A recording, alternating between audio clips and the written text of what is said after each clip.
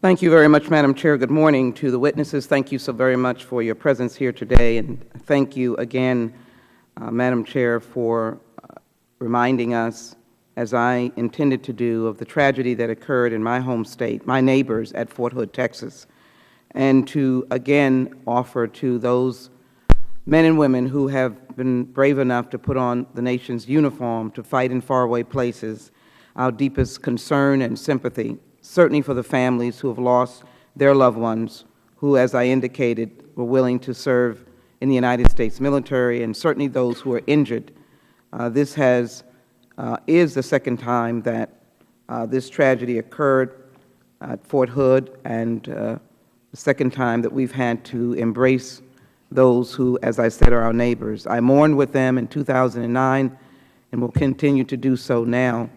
And I hope this committee will have an opportunity to address the question of protecting, even as this is a military issue, protecting our men and women while they're on domestic soil, and view it as a cause for zero tolerance for these kinds of incidences on the nation's domestic military bases. Again, my sympathy to not only the men and women at Fort Hood and the leadership, but also to the people of the state of Texas. This is another tragedy that we are facing and trying to find solutions, and I would make mention that even as this has gone into many, many days, that we still express our concern for the families of the passengers of Malaysia Airlines Flight 370. I hope that it will not be their final end, that there has been no determination as to what occurred to that particular flight. But today I am appreciative that we are holding this hearing, as I spoke to the chairwoman in the immediacy of the hours of determining that there were passengers on that flight that had fraudulent passports. Certainly there have been continuing investigations, and whether or not we've concluded that there was no connection, we do know that passengers traveled with fraudulent passports, and as well that American citizens were on that flight.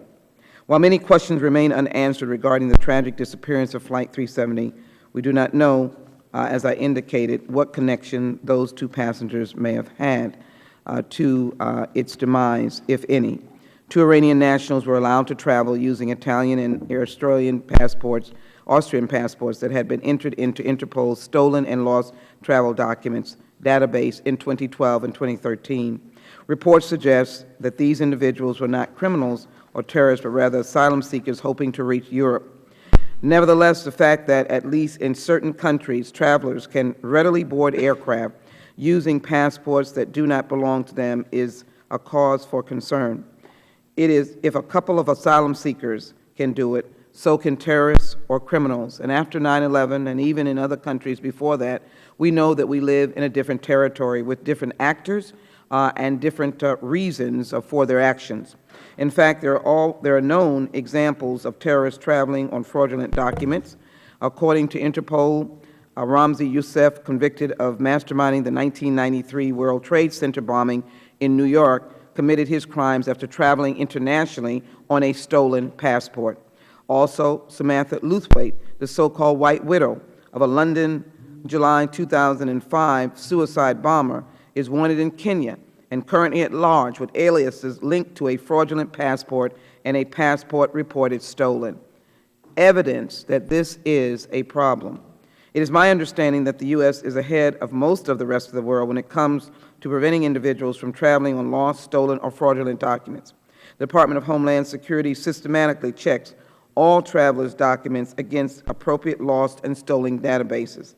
These checks yield results. For example, in fiscal year 2013, U.S. Customs and Border Protection, CBP, reviewed 17,710 possible hits against lost and stolen databases, resulting in 496 individuals being denied from boarding planes to the U.S. Already in fiscal year 2014, CBP has reviewed 10,806 possible hits, resulting in 159 individuals being denied boarding. I also want to thank Homeland Security and the various agencies relevant to the issue of our border security for the extended perimeters and the improved security that we've had post 9/11. We are clearly as I've often said, in a better place than we were. We thank them again for their service and what we have been able to benefit from.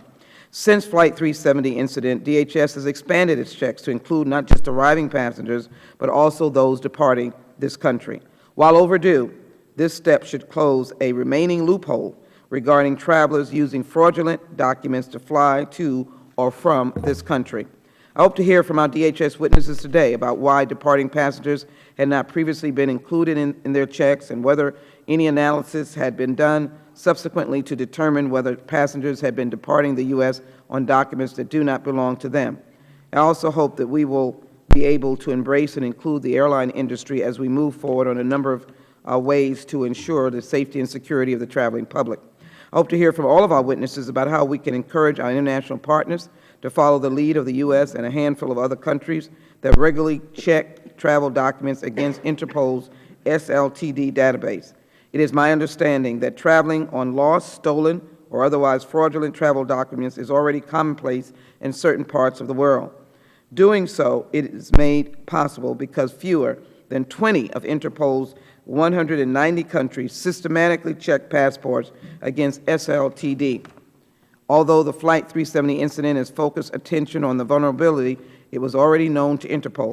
In fact, speaking at the 7th Annual ID World Summit in February, just before the Flight 370 incident, Interpol Secretary General Ronald K. Noble lamented that only a handful of countries are systematically using SLTD to screen travelers when that technology and device is available, leaving our global security apparatus vulnerable to exploitation by criminals and terrorists. The world is getting smaller. We travel from all over the world to all over the world. This is simply unacceptable. I hope to hear from our witnesses today about how we can encourage other countries, particularly those we work closely with on aviation security matters, to begin regularly screening passenger documents against Interpol's database. It is in that vein that I will be looking to draft legislation dealing with the enforcement aspect of this particular aspect of aviation travel. The security of the traveling public, including U.S. citizens traveling between foreign countries, could well be at stake, as well as those traveling from foreign countries to the United States, as well as Americans leaving our soil and traveling elsewhere around the world. Again, I thank Chairwoman Miller for holding today's hearing and the witnesses for joining us.